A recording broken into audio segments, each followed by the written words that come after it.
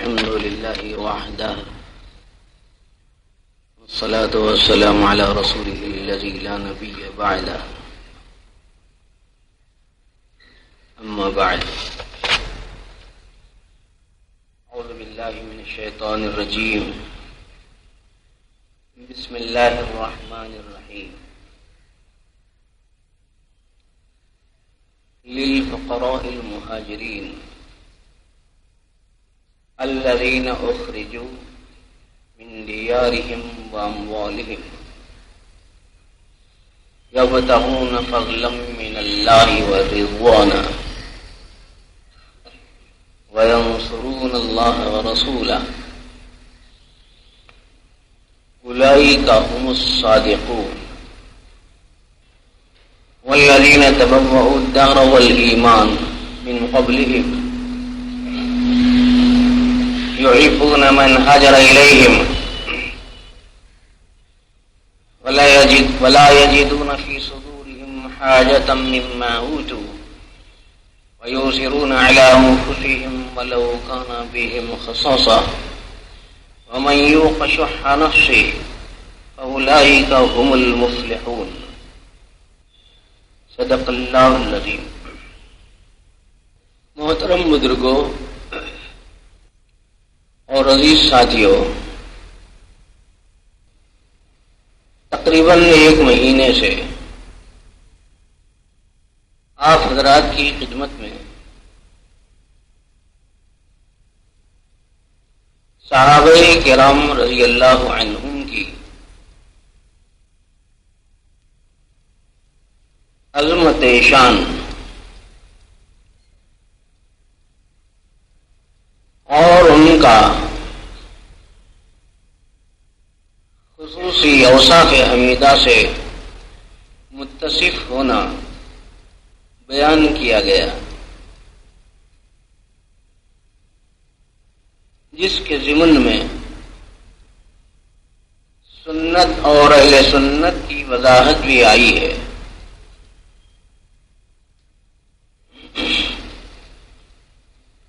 اور بالخصوص صحابہ کرام رضوان اللہ تعالی علیہم اجمعین کے بارے میں اللہ جل جلالہ نے اپنی آیتوں میں اور حضور اکرم صلی اللہ علیہ وسلم نے اپنے ارشادات میں جو فرمودات اور معیارات عطا فرمائے،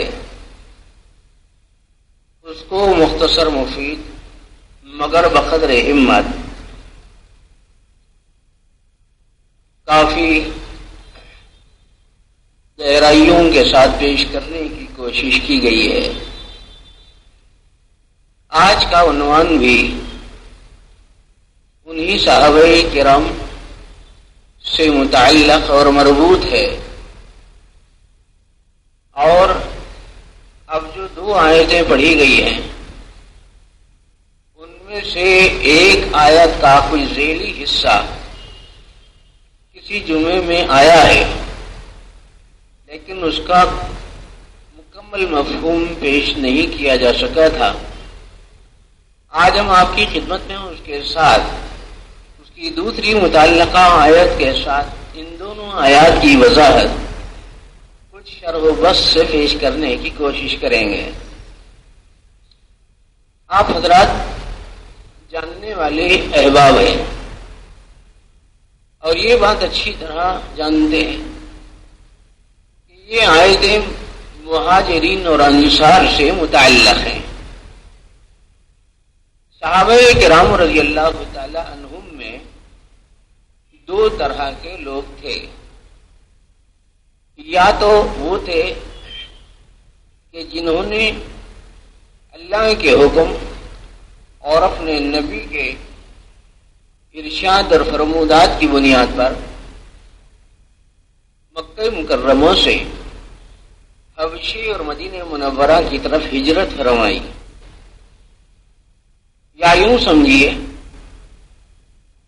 کہ دین کی حفاظت اور اشاعت کے لیے ایک بڑے طبقے نے اپنے وطن کو اپنی جائیدادوں کو چھوڑ دیا، اپنے اموال کو چھوڑ دیا اور اپنے مال و منال کی انہوں نے قربانیاں دی، باوجود اس بات کے کہ وہ لوگ بالکل یا قسم پرسی کی حالت پر نہیں تھے، لیکن انہوں نے ہر طرح کی قربانیاں دی اور ان قربانیوں کی وجہ سے وہ خود بھی مستحق مال غنیمت ہوئے، اور اللہ پاک نے ان کے لیے بھی اس حصے کا تذکرہ فرمایا جو للفقراء المہاجرین کہہ کر اللہ پاک نے فرمایا ہے۔ فقراء فقیر کی جمع ہے، فقیر کے معنی محتاج اور ضرورت مند کے آتے ہیں۔ اس کے دو مطلب ہوتے ہیں، ایک مطلب یہ ہوتا ہے کہ جس کے پاس کھانے پینے ضرورت زندگی کی کوئی چیز نہ ہو، اور دوسرا مطلب یہ ہوتا ہے کہ اگر کسی کے پاس کچھ ہو تو ہو لیکن اتنا نہیں ہوتا کہ اس کے اوپر زکوٰۃ واجب ہو جائے، صاحب نصاب نہیں رہتا، کچھ ہلکی پھلکی ضرورتیں تو پوری ہو جاتی ہیں لیکن مالک نصاب صاحب نصاب نہیں رہتا، تو استحقاق اس رخ سے بھی رہتا ہے۔ اللہ جل جلالہ نے اس طبقے کے بارے میں اس غنیمت کے مال میں حصے کی بات بتائی جو غزوے کے اندر ملنے والے مال فیض اور غنیمت کے مال دستیاب ہوئے تھے۔ مہاجر جو ہے نا، یہ ہجرت کرنے والے کے معنی میں آتا ہے۔ ہجر کے معنی آتے ہیں جدائی کے، ہجرت کے معنی آتے ہیں کسی خاص مقصد کے تحت کسی شخص کا اپنی جگہ کو چھوڑ دینا۔ شریعت مطہرہ کے شرعی مفہوم میں دین کی حفاظت و اشاعت کے لیے کسی شخص کا اپنی جان و مال کی قربانیوں کے ساتھ یا وطن کی اور جائیدادوں کو چھوڑ دینے کا اعتبار رہتا ہے۔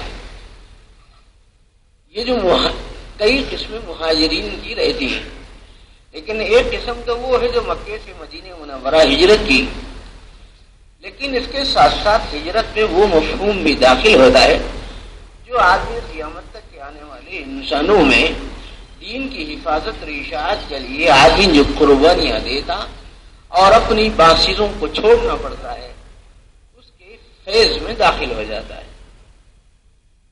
ایک اور خاص مفہوم بھی ہے جو حضور اکرم صلی اللہ علیہ وسلم نے ہجرت کا مطلب بتلایا ہے۔ اگر اس کی معنویت پر غور کیا جائے تو ہم کو اور آپ کو بھی اس میں بہت سے سبق مل جاتے ہیں۔ خاص بات یہ ہے المہاجر من ہجر ما نہی اللہ عنہ، مہاجر وہ ہے جس نے اس چیز کو چھوڑ دیا جس چیز کو اللہ نے منع کر دیا۔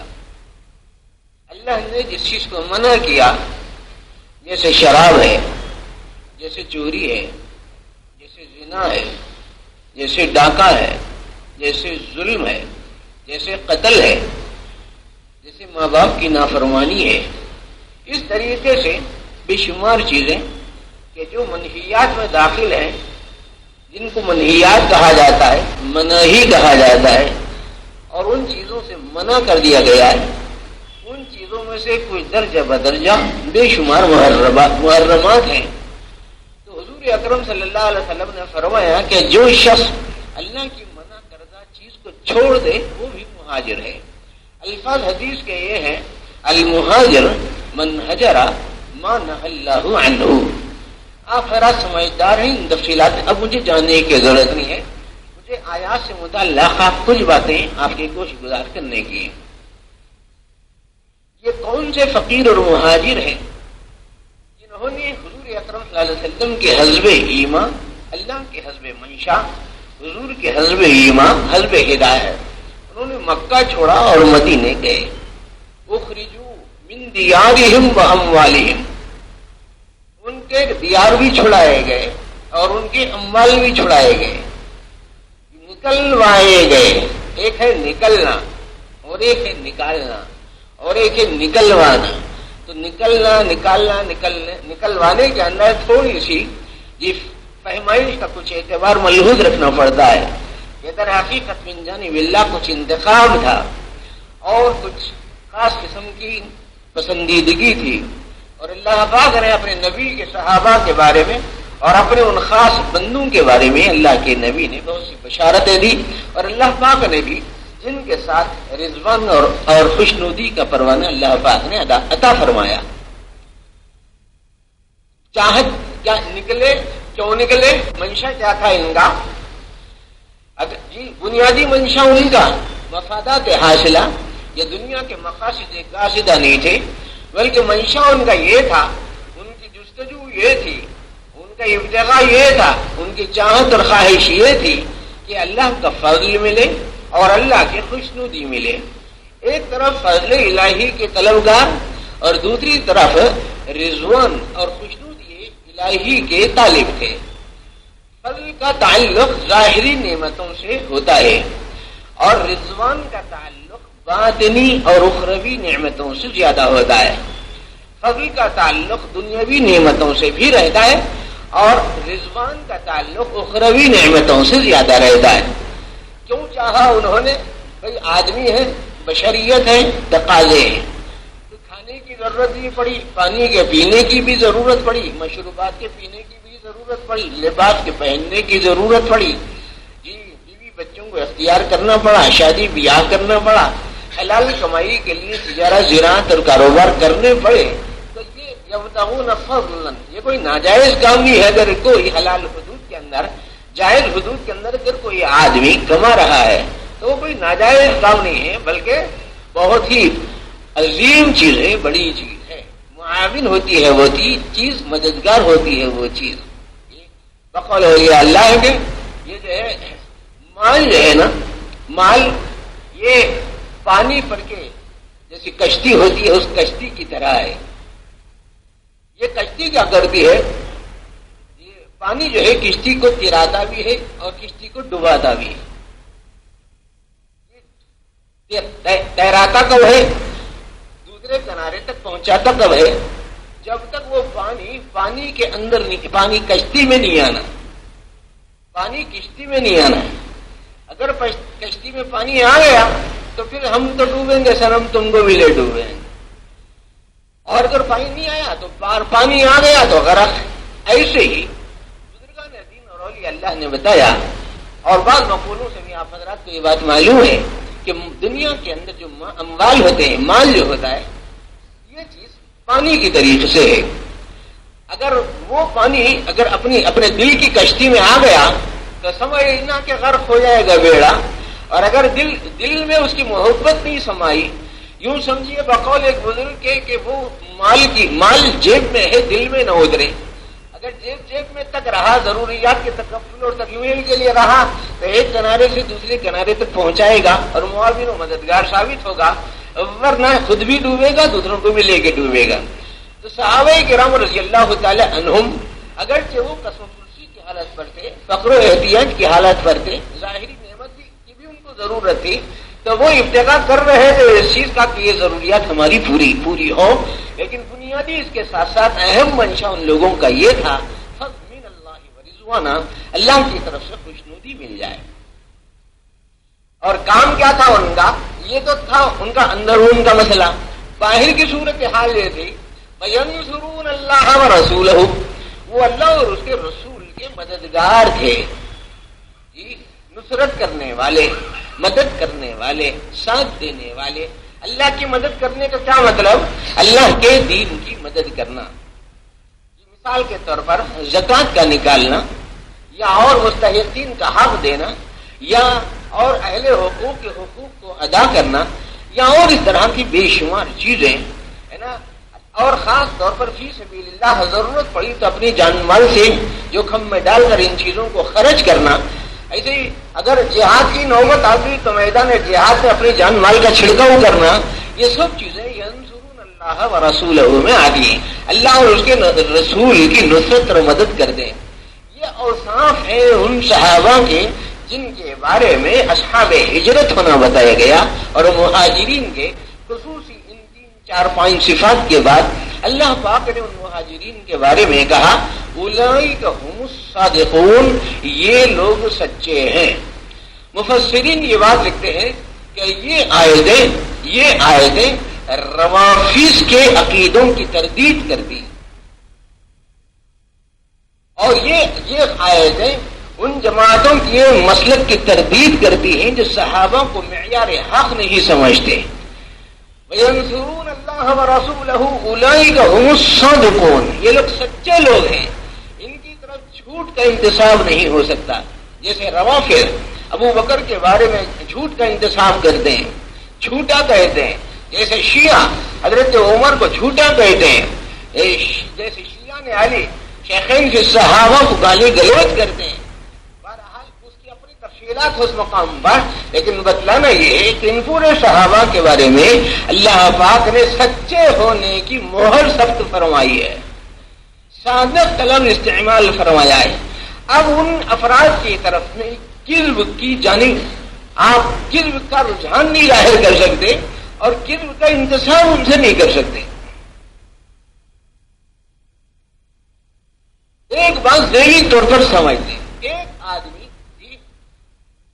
16 آنے مسلسل محنت کر رہا ہے، ایمان کی، اعمال کی، نماز کی، روزے کی، ذکر کی، قربانیوں کی، حج کی، جہاد کی، اور اہل حقوق کے حقوق ادا کرنے کی، زمین سے لے کر آسمان تک یا گود سے لے کر گور تک اپنی ساری زندگی جوخم میں ڈال کر احکام الہی کی تعمیل میں ایک شخص نے اپنی زندگی صرف کی۔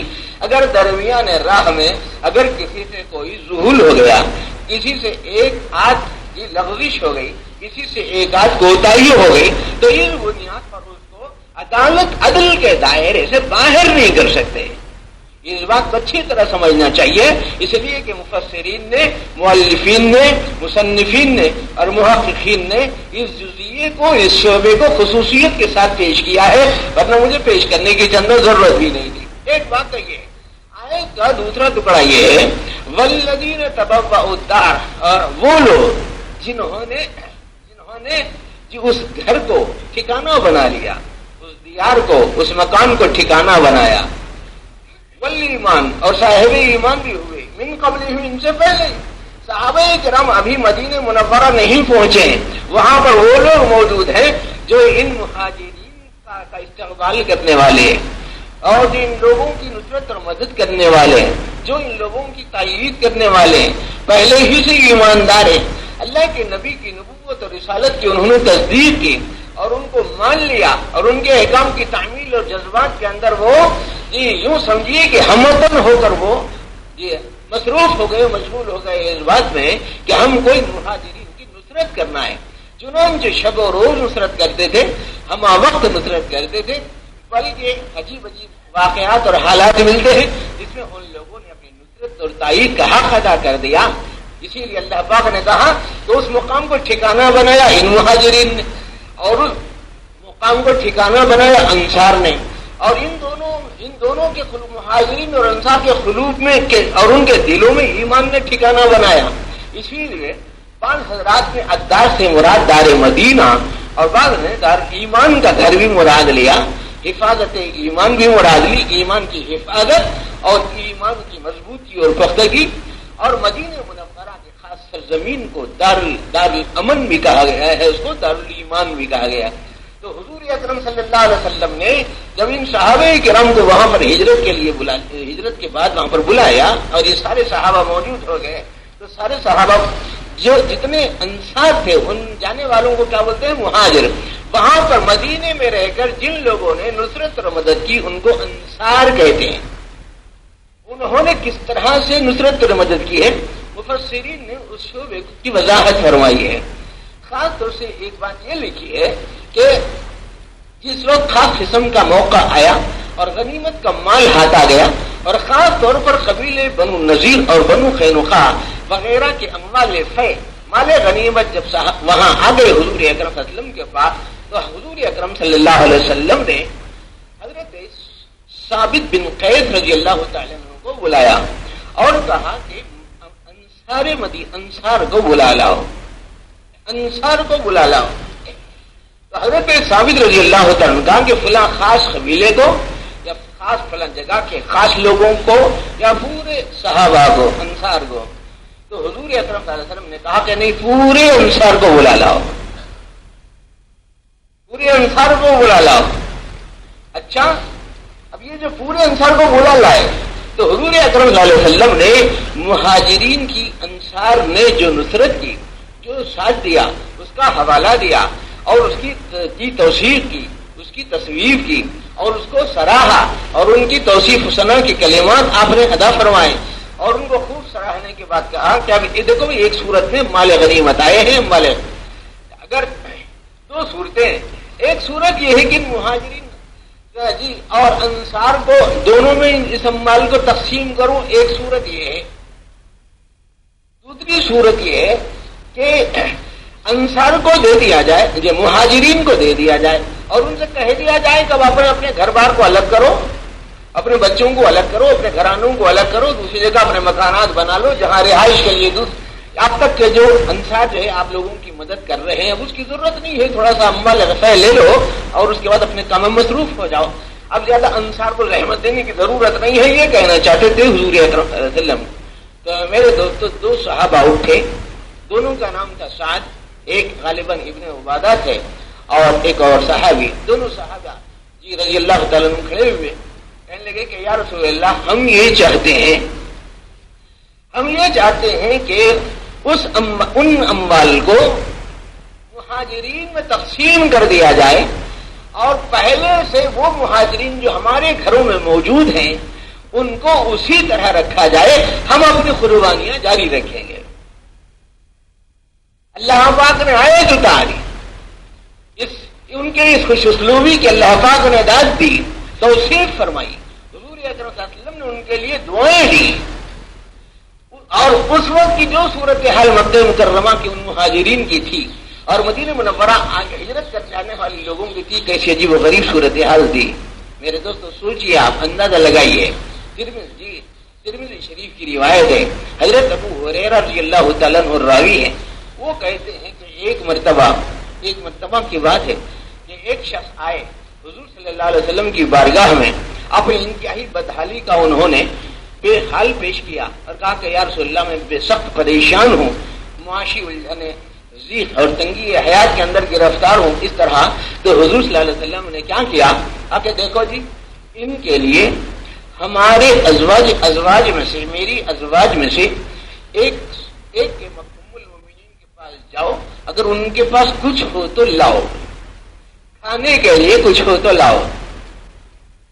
ایک ام المؤمنین کے گھر جا کر آیا آدمی اور آ کر اس نے یہ بات کہی کہ امی جان یہ کہہ رہی ہے کہ سوائے پانی اس مال کو تقسیم کروں، ایک صورت یہ ہے، دوسری صورت یہ ہے کہ انصار کو دے دیا جائے، جو مہاجرین کو دے دیا جائے اور ان سے کہہ دیا جائے کہ اب اپنے گھر بار کو الگ کرو، اپنے بچوں کو الگ کرو، اپنے گھرانوں کو الگ کرو، دوسری جگہ اپنے مکانات بنا لو جہاں رہائش کے لیے اب تک کے جو انصار جو ہے آپ لوگوں کی مدد کر رہے ہیں، اب اس کی ضرورت نہیں ہے، تھوڑا سا اموال غفہ لے لو اور اس کے بعد اپنے کام میں مصروف ہو جاؤ، اب زیادہ انصار کو رحمت دینے کی ضرورت نہیں ہے، یہ کہنا چاہتے تھے حضور اکرم صلی اللہ علیہ وسلم۔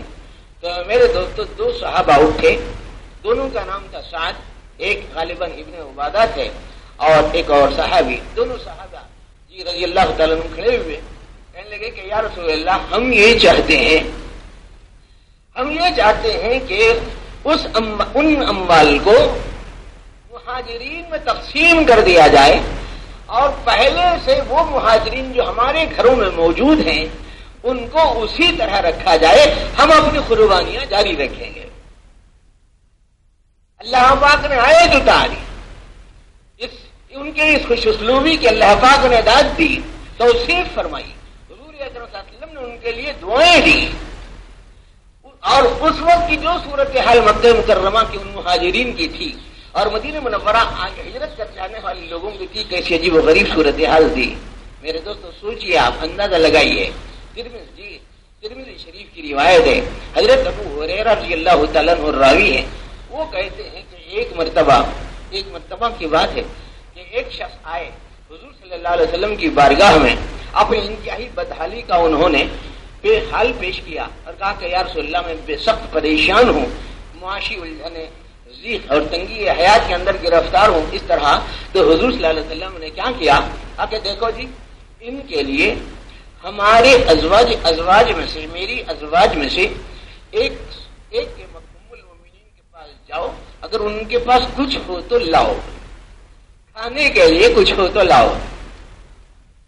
ایک ام المؤمنین کے گھر جا کر آیا آدمی اور آ کر اس نے یہ بات کہی کہ امی جان یہ کہہ رہی ہے کہ سوائے پانی کے گھر میں کچھ نہیں ہے، سوائے پانی کے گھر میں کچھ نہیں ہے. حضور اکرم صلی اللہ علیہ وسلم نے اس بات کو سننے کے بعد کہا کہ اچھا دوسرے گھر کو جاؤ. دوسرے گھر کے پاس سے بھی یہی جواب آیا. تو آپ نے کہا کہ تیسرے گھر کو جاؤ. تیسرے گھر سے یہی جواب آیا. آپ نے کہا کہ پھر چوتھے گھر کو جاؤ. تو اس طریقے سے مسجد نبوی کے پاس میں ازواج مطہرات اہل ایمان کی جو مائیں ہیں ان سارے کے سارے مکانوں میں جا کر آنے کے بعد ہر ایک مکان سے جواب اندر سے صرف یہ آیا کہ صرف گھر میں پانی موجود ہے. تو حضور صلی اللہ علیہ وسلم نے کہا کہ کیا ہم لوگوں میں سے کوئی ایسا شخص ہے جو اس شخص کو اپنے گھر مہمان بنا لے؟ کیا ہم میں سے کوئی ایسا شخص ہے، تم میں سے کوئی ایسا شخص؟ تو ایک صحابی اٹھے، انہوں نے کہا کہ یا رسول اللہ ان کو میں مہمان بنا لیتا ہوں، میں ان کی میزبانی کرتا ہوں. حضور اکرم صلی اللہ علیہ وسلم نے کہا کہ ٹھیک ہے لے جائیے. رات کا وقت تھا، شام ہو چلی تھی، رات کا وقت تھا، رات کے کھانے کا مسئلہ درپیش تھا. جا کر ان صحابی نے اپنی اہلیہ محترمہ سے، اپنی زوج مطہرہ سے پوچھا کہ مکان میں کچھ یہ مہمان اللہ کے رسول کے مہمان ہیں، آپ کے حضب ایمان لایا ہوں، ہم میزبان ہیں، یہ مہمان ہیں، بتاؤ کچھ ہے گھر میں؟ تو اس وقت اس عورت نے یہ بات کہی ہے لیکن بہت تھوڑا سا ہے، جو اپنے پاس کے چھوٹے چھوٹے بچوں کو کافی ہو سکتا ہے، بڑوں کو کافی نہیں ہو سکتا. تو ان صحابی نے کہا کہ ایسا کرو، بچے تو اب جب کھاتے رہتے ہیں، ایسا کرو بچوں کو پہلا پھسلا کے سلا دو، یہ حضور اکرم صلی اللہ علیہ وسلم کے مہمان ہیں، ہم ان کی میزبانی کریں گے. اچھا جب ان کے لیے جو کچھ موجود ہے وہ نکالو، اور دیکھو ظاہر ہے کہ کھانا تو ہم کو بھی ہے نا، وہ تکلف میں رہیں گے. بہتر شکل یہ ہے کہ کھانے کا جب موقع آئے گا تو کسی ہیلے ہم وہ چراغ کو بجھا دیں گے اور وہ مہمان یہ سمجھتا رہے کہ ہم لوگ کھا رہے ہیں اور ان کو پیٹ بھر کھانے کے لیے چھوڑ دیں گے. ایسا ہی ہوا. یہ صحابی بھوکے ہیں، ان کی اہلیہ محترمہ بھوکی ہیں اور بچوں کو بہلا کر سلا دیا گیا ہے اور ان صحابی کو اندھیرے میں چراغ بجھا کر کھانا کھلا دیا گیا ہے. رات کٹنے کے بعد جب یہ صحابی صبح میں حضور اکرم صلی اللہ علیہ وسلم کی خدمت میں پہنچے تو اللہ کے رسول صلی اللہ علیہ وسلم نے کہا کہ رات کا تمہارا عمل اللہ کو بڑا پسند آیا. وہ آئے تھے اس موقع پر. اس طرح کے واقعات ہیں، کئی واقعات ہیں، اس میں سے ایک واقعہ یہ ہے میرے دوست، یہ فرمایا والذین تبوؤا الدار والایمان یحبون من هاجر من قبلهم یحبون من هاجر الیہم ولا یجدون فی صدورهم حاجة مما اوتوا. وہ لوگ جو ان کے پاس موجود ہے، جو کوئی دیا جانا چاہیے، اس میں بھی یہ کہتے ہیں کہ ہم کو اتنی شدید ضرورت نہیں ہے جو سامنے والے کی ضرورت ہے. حضرت جی وَيُؤْثِرُونَ عَلَىٰ أَنفُسِهِمْ وَلَوْ كَانَ بِهِمْ خَصَاصَةٌ. وہ دوسروں کو ترجیح دیتے ہیں فقر و فاقے کے باوجود، بھوک کے باوجود، احتیاط کے باوجود، ضرورت کے باوجود. جی اتنی شدید ضروریات کے اندر دیکھیے، آپ اندازہ لگائیے کہ وہ کیسے مہاجرین تھے اور وہ کیسے انصار تھے. اسی لیے امام مالک رحمۃ اللہ علیہ نے اپنی کتاب کے اندر حضرت عائشہ رضی اللہ تعالی عنہا کا ایک واقعہ لکھا ہے، روایت نقل کی ہے. فرمایا حضرت عائشہ رضی اللہ تعالی عنہا روزے کی حالت پر ہیں. مختصر واقعہ ہے یہ، اشارتاً کافی ہے 2-1 منٹ کے لیے. حضرت عائشہ رضی اللہ تعالی عنہا روزے کی حالت پر ہیں اور خادمہ سے پوچھا کہ گھر میں کچھ ہے. اس خادمہ نے کہا کہ ایک روٹی ہے جو آج افطار کے لیے استعمال کی جا سکتی ہے. اتنے میں سائل آیا. ابھی افطار کا وقت نہیں ہوا تھا، دن کے کسی حصے میں سائل آ گیا. حضرت اما جان عائشہ رضی اللہ تعالیٰ عنہ نے کہا کہ وہ روٹی اس سائل کو دے دو. انہوں نے خادمہ نے کہا کہ اما جان پھر اب اس کے بعد افطار کے لیے پھر کچھ نہیں. کون کہنے یہ بس بہتر یہ ہے کہ دے دو. یہ فرمایا دوسروں کو ترجیح دینے کا یہ اعتبار ہوتا ہے. وَيُؤْثِرُونَ عَلَىٰ أَنفُسِهِمْ وَلَوْ كَانَ بِهِمْ خَصَاصَةٌ کہلاتا ہے. یہ قرآن مجید کی آیت مبارکہ ہے. مہاجرین اور انصار کی توصیف کی گئی ہے اس میں. بتائیے یہ کیسے صحابہ ہیں، کیسے صحابی. یہ الگ بات ہے کہ اللہ پاک نے نصرت کی خاص شکل پیدا فرما دی.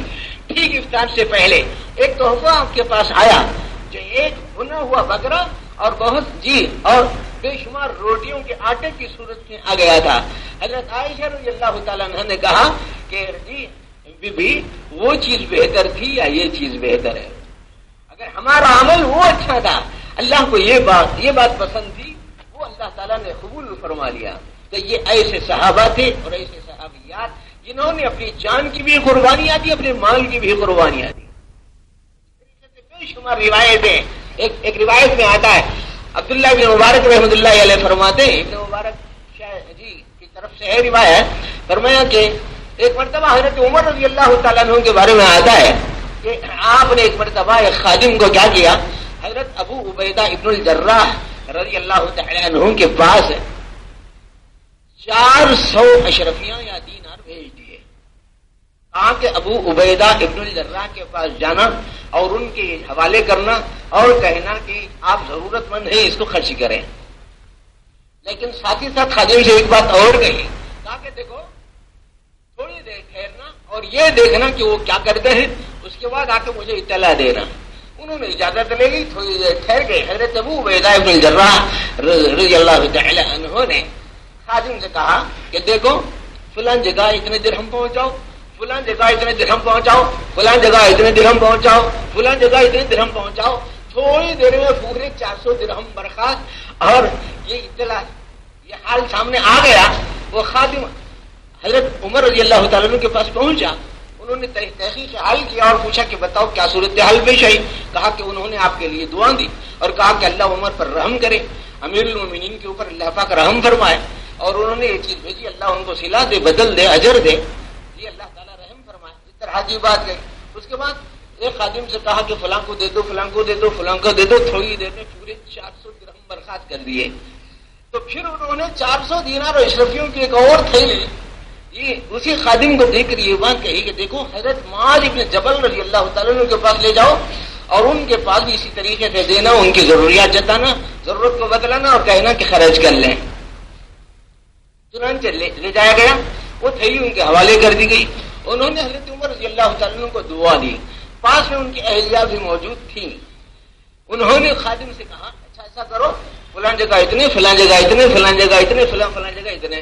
جب بالکل رقم قریب الختم تھی تو حضرت معاذ بن جبل رضی اللہ تعالیٰ عنہ کی بیوی نے کہا کہ میں اور آپ بھی مسکین ہیں. تو حضرت معاذ بن جبل رضی اللہ تعالیٰ نے کہا کہ اچھا 2 درہم تم بھی لے لو. میرے دوست یہ ہے وہ انسان جو یہ اس طرح کی آیات کے ضمن میں مفسرین نظام نے بتلائی ہے اور کہا وَيُؤْثِرُونَ عَلَىٰ أَنفُسِهِمْ وَلَوْ كَانَ بِهِمْ خَصَاصَةٌ. اور اصول کیا بات بتائی، اصولی طور پر کیا بتایا گیا کہ کبھی بھی آدمی کو بخیل نہیں رہنا چاہیے. اس لیے کہ اسلام میں بخیلی نہیں ہے، اسلام میں سخاوت ہے، اسلام میں بزدلی نہیں ہے، اسلام میں شجاعت ہے.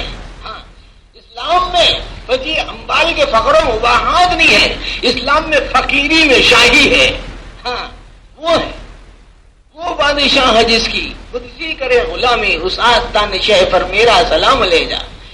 مدینے کے چھپر کے حجرے کا باسی، چٹائی پہ راتیں بسر کرنے والا، شہنشاہ کونو مکاں اور پھر بھی صدا نانے جو پر گزر کرنے والا.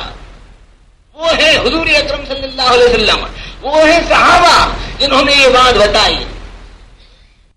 خدا کے گناہگار بندوں کی خاطر یہ مصلی کو اشکوں سے تر کرنے والا، وہ اپنی گناہگار امت کی خاطر دعاؤں میں رو رو سحر کرنے والا.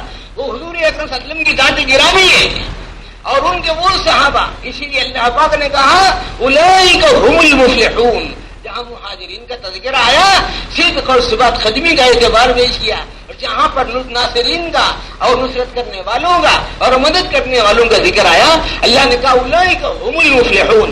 ایسی بے شمار آیتیں اور آقا حضور صلی اللہ علیہ وسلم کے بے شمار ارشادات ان مہاجرین اور انصار اور مجموعی طور پر پورے صحابہ کرام کے بارے میں وارد ہے. اسی لیے وہ قابل تقلید ہیں، قابل تنقید نہیں، لائق تنقید نہیں، قابل تقلید ہیں، قابل تحقیر نہیں، قابل توصیف ہیں. اسی لیے اس بات کو یاد رکھیں. اللہ پاک مجھے اور آپ کو ان صحابہ کرام کے نقش قدم پر چلنے کی توفیق عطا فرمائے. وآخر دعوانا الحمدللہ رب العالمین. کسی مسجد کے کچھ لوگ بھی آئے ہیں، جاتے ہوئے خیال رکھنا، سنتیں ادا فرمائیں.